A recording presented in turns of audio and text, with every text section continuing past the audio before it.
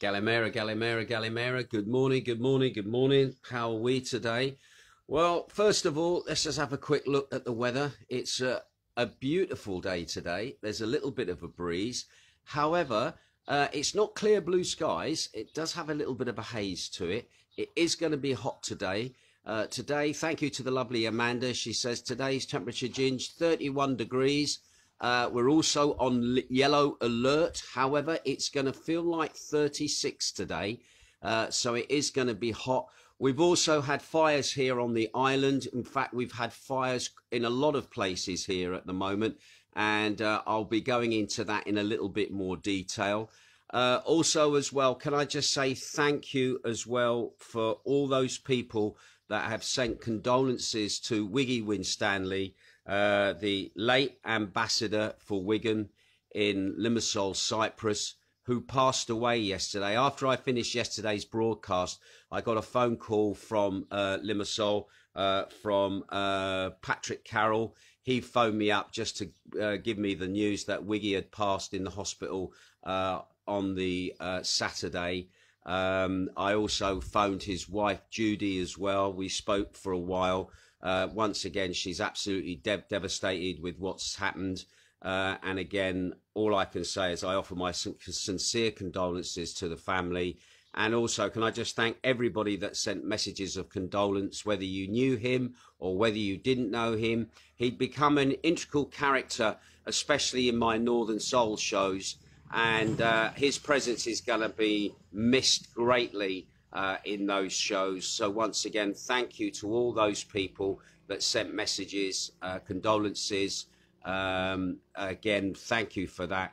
And again, Wiggy, you, sir, were a star, a gentleman, a scholar, old school rock, as we would say. And you're going to be greatly missed. And the outpouring of sentiment towards you yesterday was overwhelming. So once again, mate, per ardua.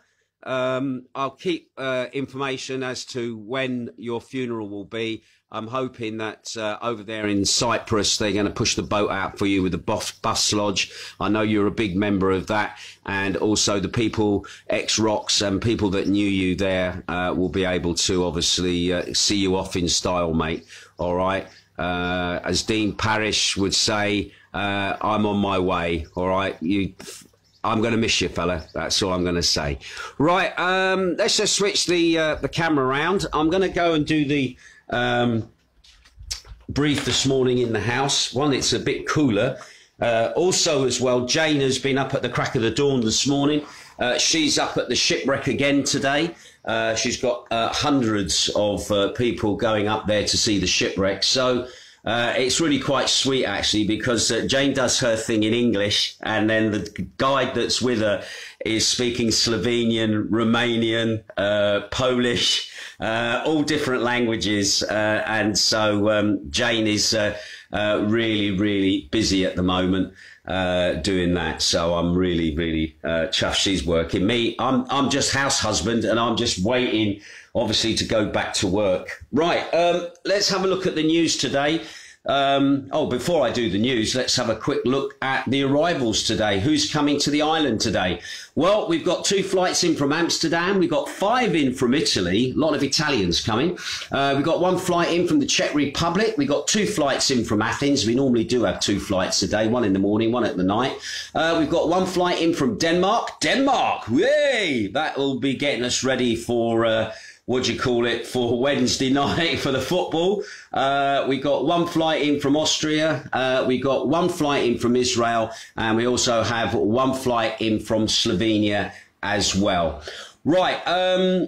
Let's have a look at the COVID stats after the last 24 hours. The infection rate is starting to go down again, which I'm really kind of pleased about, because it makes the country, or makes our island, look good as well. But the infection rate has gone down. You might remember we had 1,001 cases yesterday. That has now dropped down to 619 new infections across the country. 8 of those were detected on entry into the country, which was up by 1 from 7 on the previous day. Now, according to the national stats, there's been no infection being seen in Corfu, in Kefalonia, or on Zakynthos, which is good. So that means for the month of July, we still have no confirmed cases of coronavirus here on the island through checks here. Anyway, when it comes to deaths have also dropped across the country. Yesterday, we said there was 9 new deaths. I can report today that there was 6 new deaths, bringing the total amount of deaths since the pandemic started up to 12,737. The average age of those people, 79 years of age, 96.4% of them had underlying health problems or were over the age of 70. So once again, our condolences to families who have lost people. Again, the death rate is thankfully going down. And for Zakynthos, again, we had no deaths in June and we've had no deaths in July. The last time we had deaths was in May and we had 3. So again, that is a very, very big positive. When it comes to critical cases, believe it or not, critical cases have stabilised. 177 cases reported yesterday, 177 cases today. Interestingly, as one person got sick, another person got better, because it was 119 male, it's now 120 male and 57 female. So there was a little bit of a swap over there. But anyway, critical cases have stabilised. Remember, the magic number is 900 with critical cases. That's the amount of beds that Greece has that are able to deal with critical ICU cases in the COVID clinics here in the country. Now, today's news, a real mixed bag of news today.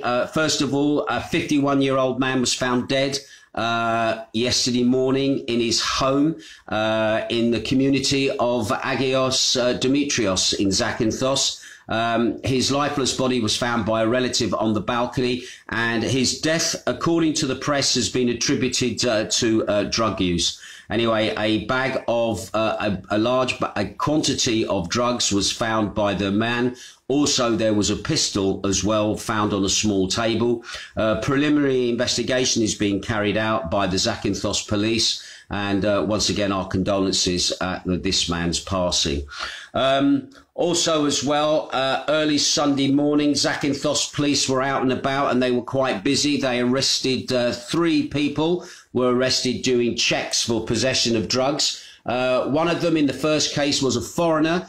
He was found by the police in possession of 66 grams of raw hemp, but he also had an electronic scale as well. So that probably means that he might have been selling it. All right, in a similar case, 2 locals were also arrested by police from the Dias group. Now, the Dias group are those guys that ride around on the big motorbikes. They arrested those 2 people for possession of a small amount of raw cannabis. Anyway, all of those 3 people are to be taken in front of the prosecutor at some point over the week. Anyway, last night, this is quite a big thing happening here on the island at the moment. Last night on Mount Skopos, for those people who don't know where Mount Skopos is the big mountain that kind of overlooks Zakynthos town. It's the highest point on the island. Yesterday it was on fire, and you could see the fire clear as day from in the port in Zakynthos. Now, this was actually the first of 3 fires that had actually been detected in that area that then all converged and then became obviously a big fire. Now, according to the estimates from the authorities here on the island, the fire started after Dharma of Michalis and shortly after Skopos, and the fire then started to move towards Daphne as well, where Daphne Beach is. Now, the whole area, the fire brigade said, was inaccessible because obviously the roads that they needed to get onto, they couldn't get onto them. And obviously in the dark, believe it or not, the firefighters were having to go on foot to get to the areas where the fire was. Now, at the moment, according to the statistics that are in the press this morning, there was a total of 6 cars used, transporting 20 firefighters along with water tankers. And when they say cars, I think what they're talking about is the very small 4x4 fire trucks that they have. They have like open cab, double cab pickup style fire trucks, which normally have a water supply in the back, and they also have a pump as well. And they were deploying those to get to the fire, but mainly the firefighters were having to go on foot and probably have to beat the fire with fire beaters to bring the fire down. At the moment, there's been no word at the moment how that is going, whether it has got worse or whether they've managed to abate the fire, but obviously more information will probably come during the day. Now, as you are aware, yesterday I did report to you that there was a big wildfire on the island of Kefalonia. That was abating on Sunday morning. It has burned thousands of acres, creating a suffocating atmosphere over there. Strong winds made the work for dozens of firefighters extremely difficult. Several villages and settlements were also evacuated. Among them was Capodedria, Agios Rini, Marco Cremidi, Pastra and Colater. The Civil Defence Protection were texting people on the Saturday night to be on alert, obviously to move people out. Now, according to the regional governor, the fire broke out in Elias Pronon on Saturday afternoon at noon. A shepherd supposedly had set fire to dry grass. Why he'd want to be doing that, God knows. But anyway, a shepherd supposedly set fire to dry grass. Anyway, and obviously the fire took hold. Now, the situation seemed to be better on the Sunday morning as winds had reportedly weakened. The head of the fire brigade operating on the island told TV that luckily nobody was injured or harmed.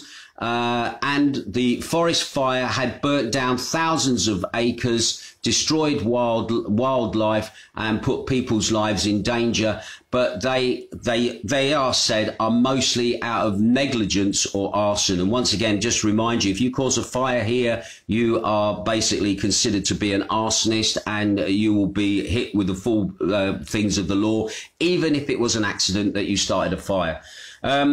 Also, interestingly, the fire brigade said nationally that they had actually intervened in 55 forest fires across the country alone on the Saturday. So please, please, please be very aware that fires at the moment here in Greece are of a danger. We are undergoing a heat wave at the moment, so be so careful when you flick your cigarette end or you're having a barbecue or whatever, or even if you're having a drink and you're putting your bottle down somewhere on grass or in an area like that, the sun shines through like a magnifying glass. Next thing you know, you've got a fire. And also, if you break a glass, just be warned with that as well. Little shards of glass just not being cleaned up properly, they could also be the catalyst for a fire as well.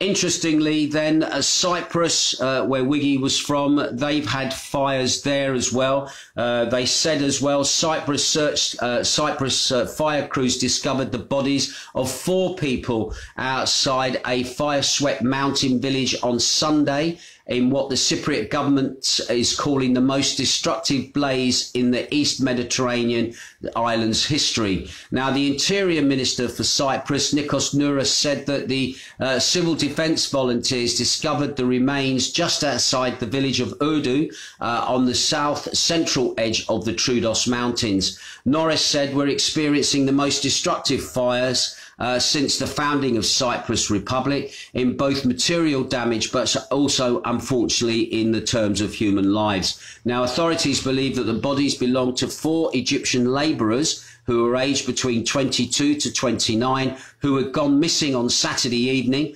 Nouros said that he'd also informed the Egyptian ambassador to Cyprus and that arrangements were being made to repatriate the remains. And so, again, our condolences to those families as well. Anyway, going on to something else, money now. The finance ministry, the Greek finance ministry, has preceded a new plan for the payment of debts created during the pandemic that will be presented to the creditors' staff in the context of the 11th post-bailout assessment. Now, talks are expected to be completed this week, and then the definitive plan will be announced for taxpayers to know exactly how they will deal with debts of the pandemic. Sources say that the Greek government planned to provide for an increase in the number of tranches from the current 24 interest-free instalments, or 48 tranches, with a 2.5% interest. So those people have been given loans, bailout loans. They're going to increase the repayment period from 24 months to 48 months, obviously at a rate of 2.5% interest. Now, the inclusion also will include the likes of income tax, most likely a single property tax as well. They could be included to also having that time frame placed upon them for people who are having difficulty paying those bills and obviously getting back on their feet. Now, despite the suspension of tax obligations, the ministry plans, pending the consent of the creditors, to incorporate the arrears from 2020 income tax and EFNA in the debt repayment mechanism, while it is possible that this year's debts will be included. Based on the plan, the debts that were frozen during the first and second lockdowns and income tax and EFA dues will enter this extraordinary repayment plan that will start in 2022. So it seems that you don't have to worry about bills until 2022, but as they say, things just then start to mount up. Anyway, the settlement plan will be open to companies that suspended operations, freelance professionals hurt by the health crisis, workers in closed enterprises who had their contracts suspended, and landlords who have collected reduced rents. So if you're in any of those areas, you may actually see that you may get some of your money back, but you may also be not having to pay as much in your taxes.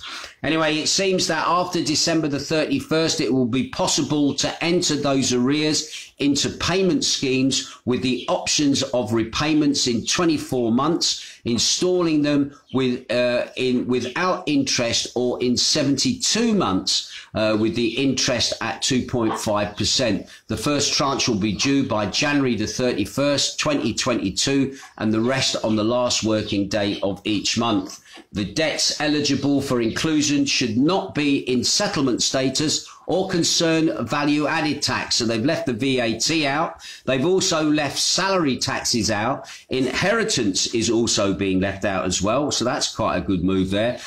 Donation or parental concession dues. That's basically money you give your children to help them do stuff. And any additional levies or fines from tax and customs checks. Now, there is also a proposal for an inclusion of EFNA and income tax obligations. Creditors will have the last word on this.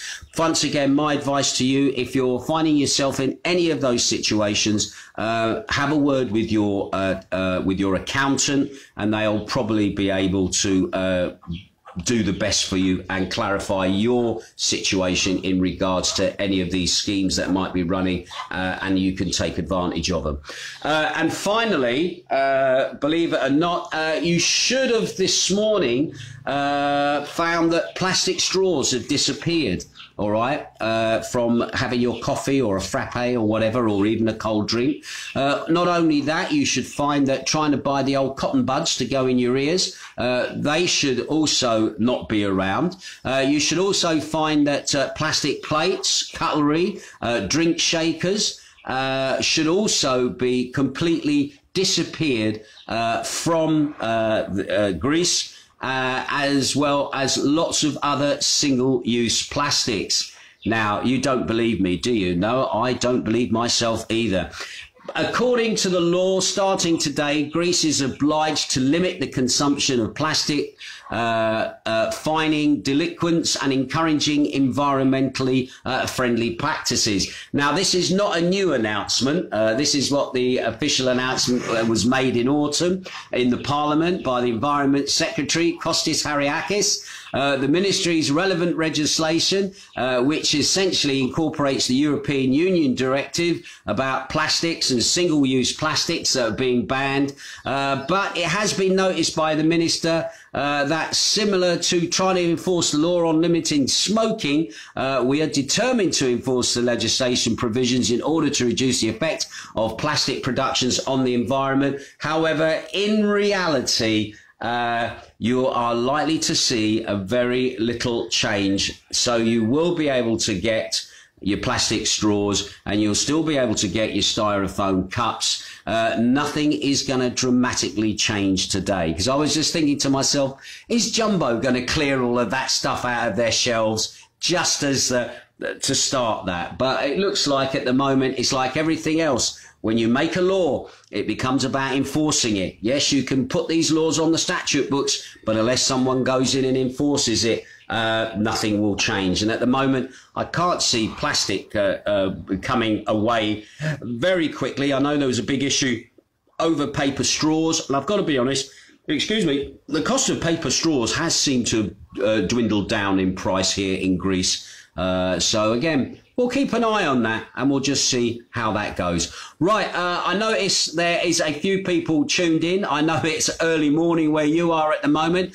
Big shout out to Stacey Jackson, a big shout out to Natalie Hunt, also Denise Tyndall as well. Also Alan Parks is tuning in as well. Now, I know Al Parks left me a comment. I'm going to see if I can find that comment without it shooting back to the top.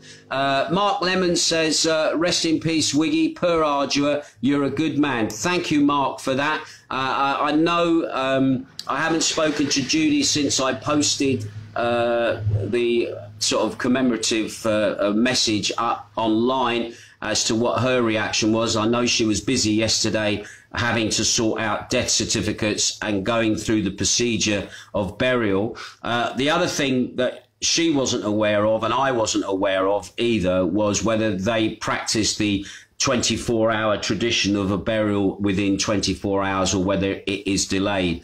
But she is obviously getting help from people to advise her as to the way ahead. So again, I feel for her at the moment. I really do, having to sort all the paperwork out and basically organise the funeral and everything. Although there are people there that are helping her. Can I say thank you to Patrick Carroll and also to Derek and Bridget Cole as well, who are there on the ground, who are helping with them.